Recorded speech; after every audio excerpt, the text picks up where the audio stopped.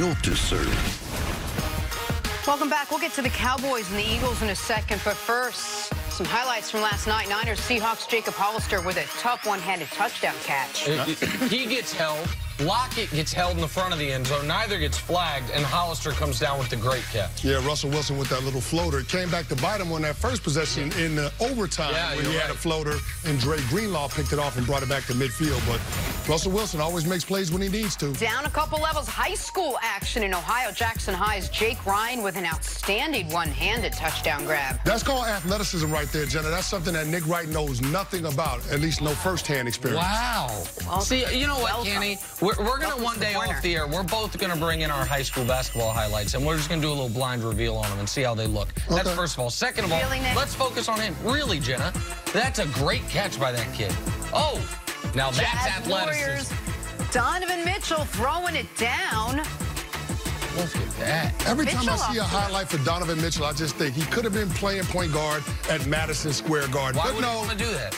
No, they decided that they wanted Frank Ntilikina. Yeah, Frankie Smokes. There's nothing wrong with that. And no, there is something wrong with that. Oh, hey, watch this highlight, Canty. Go for it.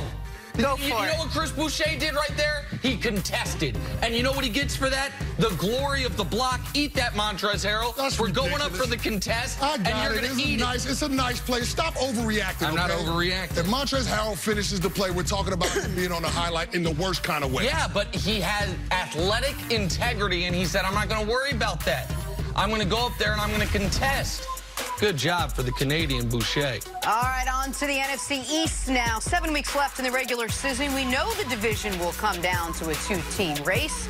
Eagles and Cowboys both sitting at 5-4. But with Dallas coming off a loss and the Eagles stringing 2 wins together, Jerry Jones knows, quote, Philadelphia is coming. Chris Canty, who will win the NFC East? You think the Cowboys or the Eagles? I'm still leaning toward the Cowboys just because the Cowboys have had so much success in the Dak Prescott, Zeke Elliott era against the Philadelphia Eagles. I mean, you look at their last 10 matchups, it's been one-sided affair. And the Dallas Cowboys, this team, finds ways to be able to give the Philadelphia Eagles fits, and it starts with Ezekiel Elliott. I think everybody understands that he's the engine for that offense, but in that game on Sunday night, Jenna, Mike Zimmer and the Minnesota Vikings defense, they were intent on taking Zeke away from the Dallas Cowboys, and they did, and Dak Prescott couldn't go out there and beat him, although he played a magnificent game. It came down to Jason Garrett and his play calling, or lack thereof, in the final 2 minutes of the game for inexplicably handing the ball to Ezekiel Elliott twice, being down by 4 points. It just didn't make any sense. Those two runs had a negative 3 yards net. So I look at this situation when everybody knows that they're trying to take Zeke away. What can Dak Prescott and that Dallas Cowboys offense do? And so far, they haven't been able to answer that question in the affirmative, at least not to the level that you would expect a championship contender. So for me, after last Sunday's game, I still have the same questions about the Dallas Cowboys going into the second half that I had coming into the season, which is, can Jason Garrett be the difference in a positive way when you're playing against quality competition? Can this team overcome adversity and injuries when you're not whole? Can you go out there and play at a high level against good competition? And then can Dak Prescott consistently play at a championship level? Those are still the 3 questions that have yet to be answered in a positive way for the Dallas Cowboys. We're hoping to see it at some point, but Jenna, up until this point in the season, they haven't shown us anything that would lead us to believe that those questions are going to be answered in a positive way. But you're still leaning them slightly. Is that correct? I'm still leaning that way slightly just by default because the Philadelphia Eagles have been so inconsistent this season as well. Well, and to your point about Dallas dominating Philly in the Dak-Zeke era, Zeke's never lost to Philly. 5-0 in his career in the 5 games. He's obviously missed a couple of them that they've played since he's come into the league. Here's the reason why I'm still with Philadelphia.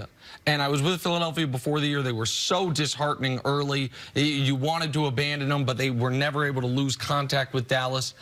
I think Philly could lose to Dallas in Week 16 and still win this division. I don't think that any longer they have to get the split. I think that you look at Philly and you say, okay, in the final 7 games, they have 4 games that, even as inconsistent as they've been, you'd be shocked if they lost. Those games are, of course, against Miami, 2 games against the Giants, and Washington. So if they're sitting at 5 wins, if they just have to not fall all over themselves to get to 9, then Even if they lose to Dallas, they can win this division. Now, whoever wins this division is going to be a 9 or 10 win team that is going to be at home in the first round against an 11 or 12 win team that doesn't win the NFC West. One of those teams we saw last night is going to end up being an overqualified wild card team, probably a road favorite in the first round of the playoffs against one of these two teams. But Dallas, Philly is already through the gauntlet of their schedule. Dallas is just now beginning the gauntlet of their schedule, which is why them both being 5-4, even with Dallas right now having the head-to-head, to me that favors Philadelphia.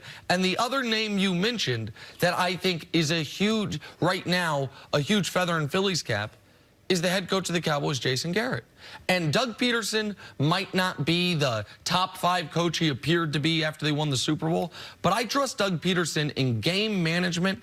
I trust Doug Peterson as far as understanding how to put his team in tight spots at the end in a better position than I trust Jason Garrett. The Cowboys this year, 0-3.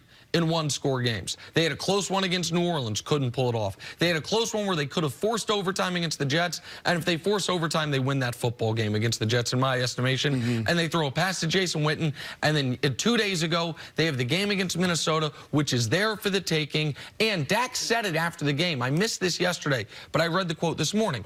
After the game, Dak said, yeah, I think, you know, we don't want to leave too much time on the clock there for Minnesota, but you're worried. That is the ultimate definition of putting the cart before the horse. The time, you got to score. Exactly. You got to get it. And then worry about leaving. And in fact, while you're trailing, you need to score as quickly as possible.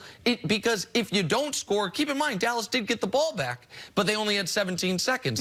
Had they not been as worried about grinding the clock, even if they fail on that second, third, and fourth down, maybe they have 45 seconds left, maybe they have a minute left for Dak to try to pull off some heroics. So even though thus far this season, Dak has been better than Carson Wentz, and that was an advantage that I gave to Philadelphia going into the year, holistically as a total, I still believe in the Philadelphia Eagles more. I think a lot of people would say at the beginning of the season that Carson Wentz would probably somehow edge out Dak Prescott at least a little bit, just from what we've seen the last couple of years, take the head-to-head out of it. You look at both of these teams, they're both stacked at the skill positions. They've both got tons of talent, and yet both teams have been so inconsistent this season.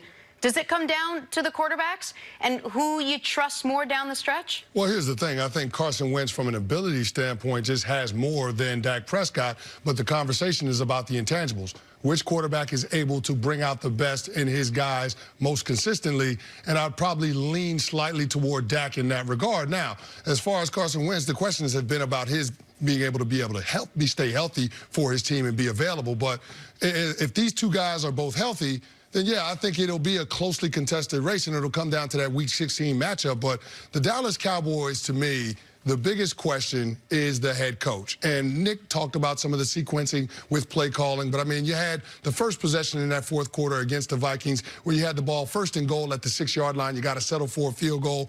Or even going back to the first possession that you had in the game where you get the ball in plus territory and you try to go for a Brett Maher 57-yard field goal that ends up being wide left by 18 feet.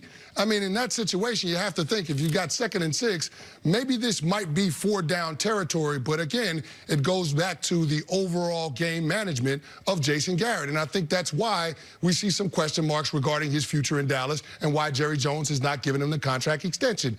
Jerry Jones is not sold on Jason Garrett continuing to be his head coach, because a good head coach finds ways for his team to be more competitive consistently, and a good head coach finds ways to put his team in position to win football games, and the Dallas Cowboys have not done that routinely throughout the course of this season. To answer your question directly, Jenna, thus far this season, Dak's been head and shoulders better than Carson Wentz. Yes. Like when you look at the numbers, if the Cowboys were just 6-3, let's say they had just won the Jets game, then Dak's name would be included in that second-tier MVP conversation so far this year, because the numbers, he's top 5 in the league in nearly every relevant passing category. So I want to give him credit for that.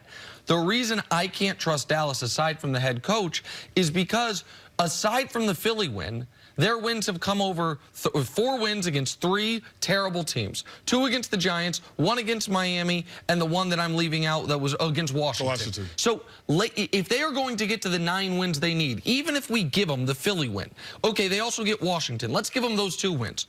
Detroit has not been an awful team this year. We'll see if Stafford's back. They have New England. They have Buffalo. They have Chicago, who's a live team, assuming Trubisky doesn't kill him. And the Rams, who, while wildly underachieving, they have a winning record thus far this season. Like, the Cowboys are going to have to do in the second half something they were totally unable to do in the first half. Right. Beat some good football teams, and I don't know that I believe they can.